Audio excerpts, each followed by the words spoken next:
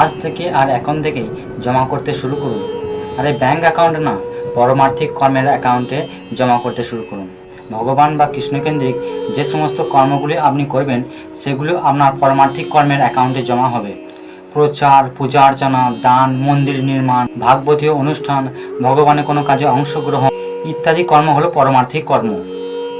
এগুলির মধ্যে আপনি যেটা পারবেন বা আপনার পক্ষে যেটা সম্ভব সেটা করুন আর ধীরে ধীরে ভগবত ভক্তির পথে এগিয়ে যান।